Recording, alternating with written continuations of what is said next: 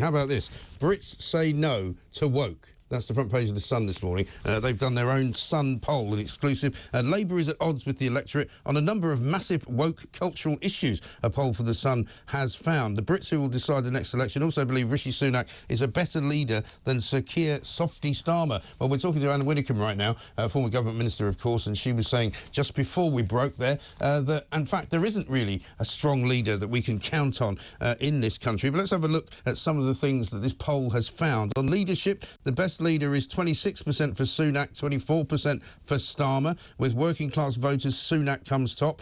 In Scotland, even Sunak comes top. So can the Tories win the next election? Yes, 29%, no, 39%.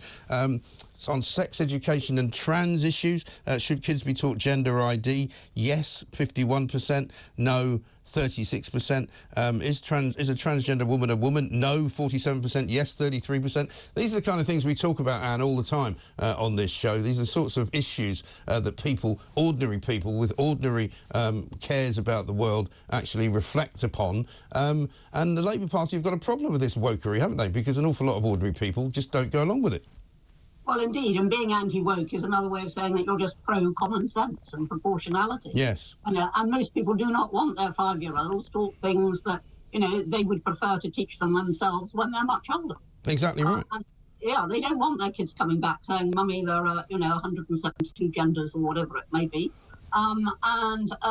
Therefore, yes, I think people who are concerned about the protection of children and who are concerned about the protection of women do actually care about woke policies and want them really fought. Now, Rishi Sunak is taking a much more sensible line than Keir Starmer, and that may well be one of the reasons why he himself, as opposed to his party, is preferred. That may well be the case. But even he is not actually really swinging into action. You can't open your newspapers at the moment without seeing some more woke nonsense, some new guide that's been issued.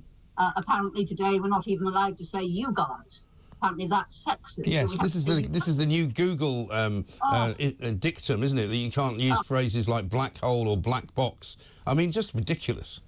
Well, it is. I mean, disappearing into a black hole is a scientific analogy. Right. We have black holes in the universe, and we may not understand the detail of them, but we all know that once you go into them, you disappear. Well, it would be good if we could put all the woke ideas into a black hole, to be honest, wouldn't it? Oh, yeah, lovely. And then they'll never hear from them again. But, I mean, it's a problem for Keir Starmer, isn't it? Because he is a man who is seen as a bit of an empty vessel. Trevor Kavanagh wrote a piece in The Sun yesterday about how he's a man in search of a policy idea. His policy documents are blank, effectively. Indeed, and that is what gives him such a problem. Because when I was talking about the end of the 70s and the arrival of Thatcher, she arrived with, she developed it hugely afterwards, but she arrived with a very clear set of ideas. Bringing the unions under control was one of them. And she had ideas about letting people own their own homes, promoting home ownership. She had all these ideas.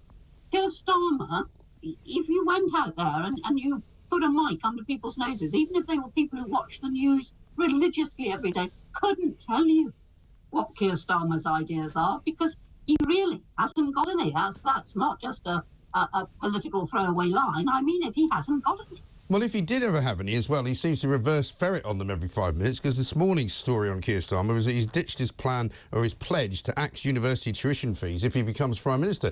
To be honest, I didn't know he had promised to do that, but now he's not going to do it anyway.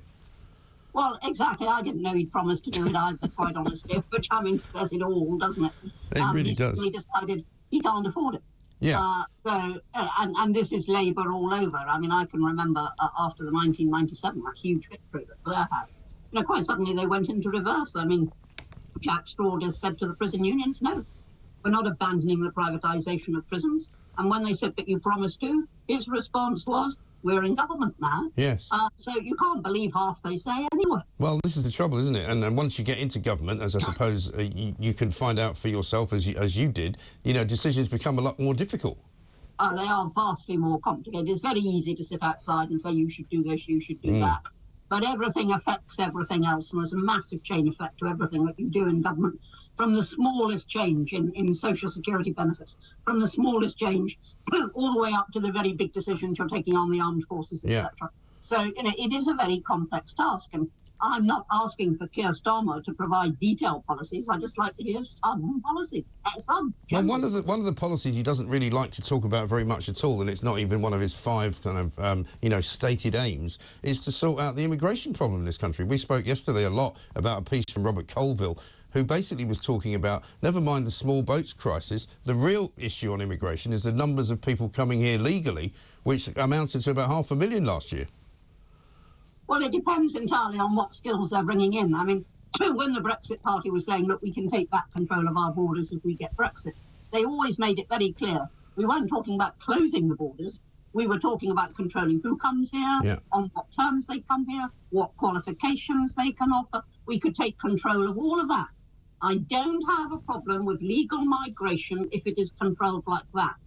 But while there is one thing I think we're neglecting, we're all so focused on the small boats. We're clean forgetting the huge abuse of the asylum system through the airways. You know, people regularly get on planes with documentation, which they've got to have to get on the plane.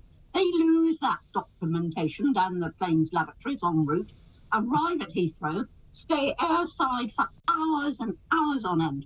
And then when they present at the immigration desks, you can't tell where they've come from when they spin any old story. That's still going on a daily basis. And we're still focused rightly, and I'm not saying there's anything wrong with focused on the small boats. Don't forget what's going on elsewhere. Yes, I think that's absolutely right. And there's also large numbers of people coming in on student visas who are bringing 3 to 4 members of their family with them because the system allows them to do it, which is entirely legal, but it seems to me to be rather foolhardy. Well, if the people coming in on student visas are on student visas, they are on time-limited visas. And if they bring members of the family, like a wife, etc., who can work, then that I'm all in favour of. And I've known personal students who've done that, who've come to this country with working wives to help support them. Of course, if they're coming with a whole load of dependents, that is a different matter. And that policy, we're in charge of our immigration policy now, that policy needs looking at. Absolutely right. Thank you very much indeed, Anne. Good to see you. Will we look forward to your column tomorrow? You can indeed look forward to my column tomorrow. In the Daily Express. Don't miss it. See it every week. Ann Widdecombe, thank you very much indeed.